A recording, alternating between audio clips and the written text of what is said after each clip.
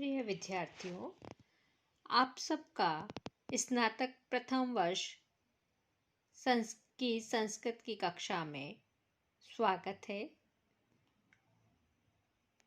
हम आज लघु सिद्धांत कौमुदी का अध्ययन प्रारंभ करने जा रहे हैं। इससे पूर्व मैं यह कहना चाहूँगी, आप में से कुछ ही विद्यार्थी अभी संस्कृत के वीडियो देख रहे हैं। आपसे अनुरोध है कि आप व्याकरण का अध्ययन करने जा रहे हैं, इसलिए शुरू से सारे वीडियो देखने जरूरी हैं।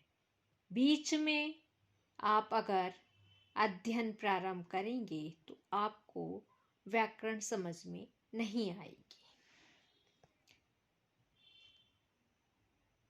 आपको किसी भी तरह की कोई भी समस्या हो अध्ययन से संबंधित, तो आप मेरे मोबाइल नंबर पे संपर्क कर सकते हैं। यहाँ लिखा हुआ भी है 9549224013।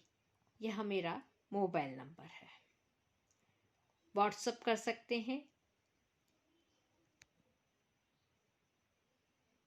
वरदराज आचार्य द्वारा प्रणीत लघु सिद्धांत कौमुदी में वरदराज ने सर्वप्रथम मंगलाचरण किया है। किसी भी कार्य की निर्विघ्न समाप्ति के लिए हर व्यक्ति अपने अपने इष्ट देवता का स्मरण करता है। यहाँ पे वरदराज आचार्य लघु सिद्धांत कौमुदी को लिखना प्रारंभ कर रहे हैं और उन्होंने माँ सरस्वती की वंदना की है। नत्वा सरस्वतीं देवीं शुद्धां गुण्यां करोम्यहं पाणिनीया प्रवेशाय लघु सिद्धांत कौमुदीम्। अर्थात मैं वरदराज आचार्य अहम करोमि, अहम ये संधि विच्छेद होएगा तो अहम का अर्थ होता है मैं। करोम्यहं, करोमि करता हूँ, मैं वरदराज करता हूँ। क्या कर रहे हैं? शुद्धाम शुद्ध, गुण्याम अर्थात गुणों से युक्त, सरस्वतीम देवीम सरस्वती देवी को, नत्वा अर्थात नमस्कार करके, पाणिनीया प्रवेशाय पाणिनी व्याकरण में प्रवेश करने के लिए पाणिनि ने अष्टाध्यायी की रचना की है। अष्टाध्यायी का अध्ययन बालक आसानी से प्रवेश कर सके, अध्ययन कर सके, इसके लिए मैं लघु सिद्धांत कौमुदी की रचना करता हूँ। लघु सिद्धांत करोमि बनाता हूँ, करता हूँ, यह इस मंगलाचरण का अर्थ है। सर्वप्रथम संज्ञा प्रकरण प्रारंभ होता है और संज्ञा प्रकरण के प्रारंभ में माहेश्वर सूत्र है, जो कि वस्तुतः संस्कृत की वर्णमाला है। हम संस्कृत का प्रारंभ संस्कृत की वर्णमाला से कर रहे हैं, इसलिए किसी भी विद्यार्थी को ये संकोच नहीं होना चाहिए कि हमने पूर्व में संस्कृत नहीं पढ़ी है, हम कैसे अध्ययन करेंगे।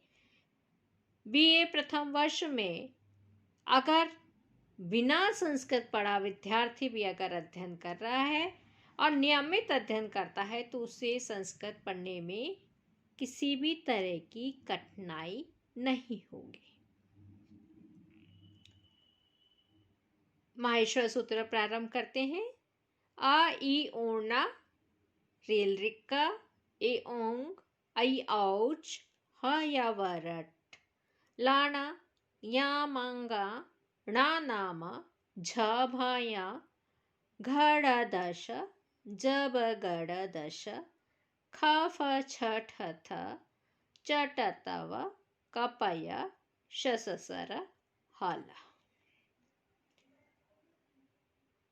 आपने हिंदी की वर्णमाला पढ़ी हुई है। हिंदी की वर्णमाला में सबसे पहले स्वर आते हैं अ आ ई उ ए ऐ ओ औ अंग आ ह। यहाँ संस्कृत की वर्णमाला में भी सर्वप्रथम स्वर ही है। सबसे पहले अ ई उ। ये जो णकार है अंत में, इसकी तो इत संज्ञा होती है, इसको नहीं गिनना। अंतिम जो भी हलंत के वर्ण हैं उनको नहीं गिनना है। और फिर गणना कीजिए अ ई उ री री ए ओ आई औ। ये जो अंतिम च है ये भी हलंत है। यहाँ तक यानी माहेश्वर सूत्र के जो 4 सूत्र हैं उसमें स्वरों की ही गणना की गई है। स्वर ही हैं। 4 सूत्र में क्या है? सारे स्वर हैं। इसमें सभी ह्रस्व हैं। आ ई उ री री ए ओ आई औ।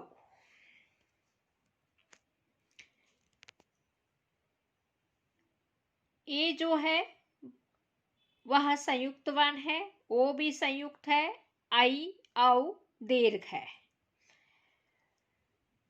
हिंदी की वर्णमाला में जो स्वर आते हैं उसमें और संस्कृत के स्वर में एक केवल री ऐसा है जो कि संस्कृत में स्वर है। हिंदी में यह स्वर नहीं होता। हिंदी की वर्णमाला में यह स्वर नहीं है। संस्कृत की वर्णमाला में री भी स्वर है। अब आप स्वरों की गणना कर लीजिए। कितने स्वर हैं? 1 2 3 4 5 6 7 8 9। 9 स्वर हैं। अब उसके आगे ह से व्यंजन प्रारंभ होते हैं। ह य व र ल ञ म ण न न झ भ घ ढ ध ज ब ग ड द ख फ छ ठ थ च ट त क प श स स ह। आपने देखा अंतिम वर्ण को मैंने उच्चारण नहीं किया है। यहाँ संस्कृत की वर्णमाला में केवल ह वर्ण ही ऐसा है जो 2 बार प्रयुक्त हुआ है। एक तो 5वां सूत्र जो आ रहा है ह या वारट में ह है, और अंतिम 14वें सूत्र में भी ह आया है। हमें अंतिम जो हलंत वाले वर्ण हैं उनकी तरफ ध्यान नहीं देना है। अब हम देखते हैं यह संस्कृत की वर्णमाला और हिंदी की वर्णमाला में क्या अंतर है। सबसे पहले हा छोड़ दीजिए। या व र और ल ये अंतस्थ वर्ण है। या व र ल ये अंतस्थ वर्ण है। या म ग ण न ये जो 5 वर्ण है ये हमारी हिंदी की वर्णमाला का जो अंतिम 5वां वर्ण है वह है। क ख ग घ ण ये ण आता है। च छ ज झ ञ यहाँ पे या है। फिर प फ ब भ म यहाँ म आ गया। ट ठ ड ढ न नंगारे वाला न आ गया। त थ द ध न अंतिम पांचवा जो वर्ण है वह हमारे 7वें सूत्र में आ रहा है। या मांगा णा ना मा। उसके पश्चात झ भ घ ढ ध ये जो 8वें और 9वें सूत्र में है वह हिंदी की वर्णमाला का चौथा अक्षर है। क ख ग घ घ ये चौथा अक्षर है। सभी ये जो हैं झ भ घ ढ ध ये सब चौथे वर्ण है।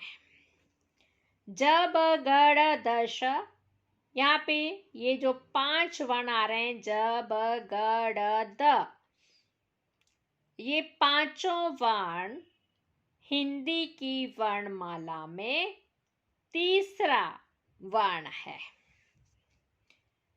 क ख ग च छ ज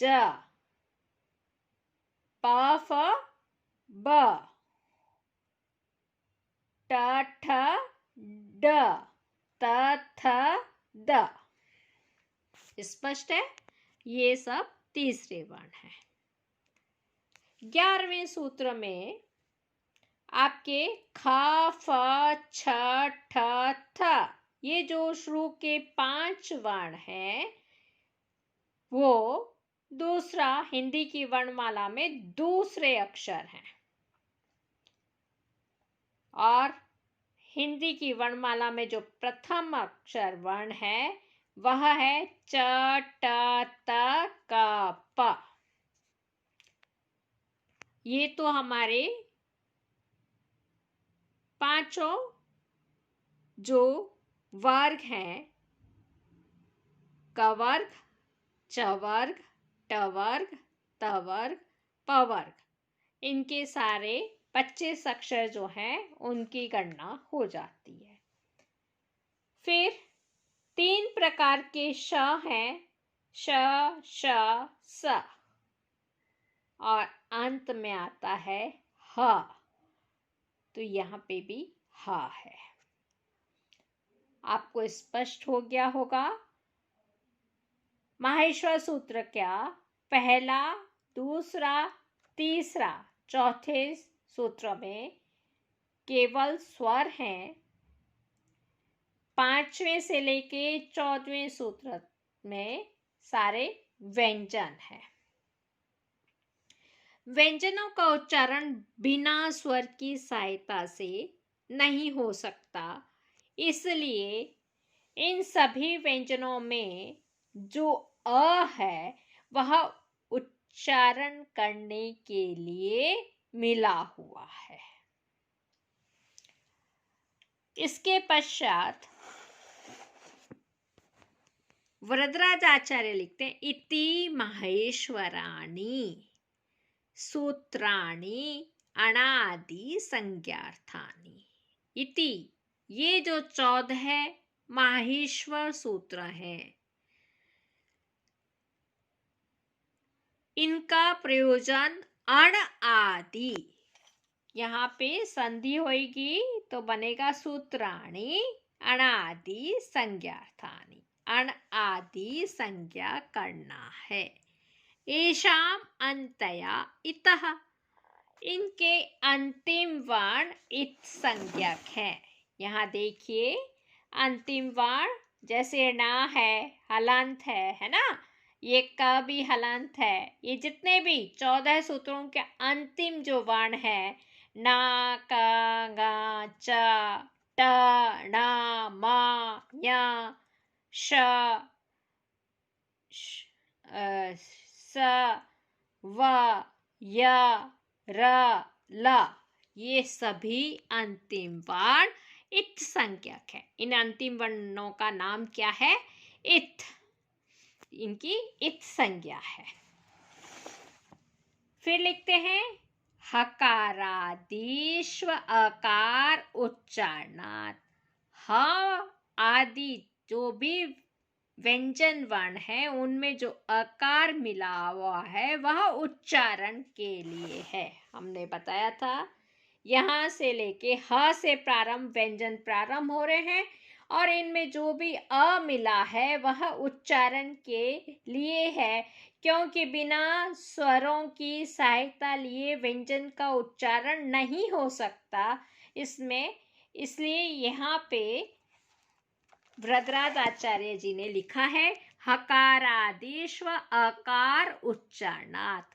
हकार आदि जितने भी व्यंजन हैं उनमें जो अकार मिला हुआ है वह उच्चारण के लिए है। लण मध्ये त्विसंज्ञकः,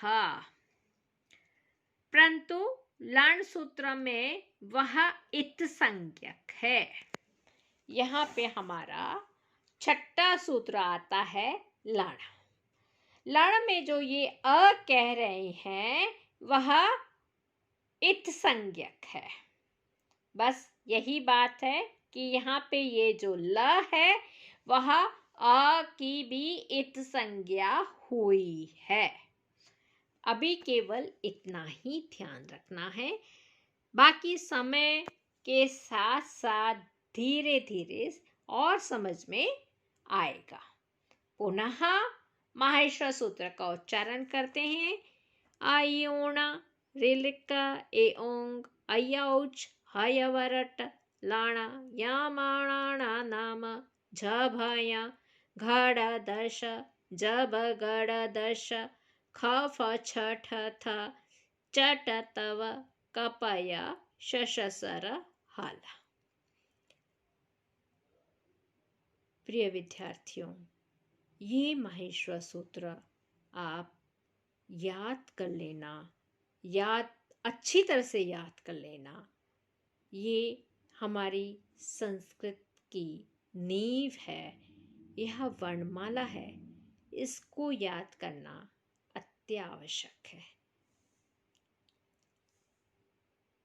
सर्वे भवन्तु सुखिनः, सर्वे सन्तु निरामया, सर्वे भद्राणि पश्यन्तु, मा कश्चित् दुःखभाग् भवेत्। ओम शांति शांति शांति। धन्यवाद।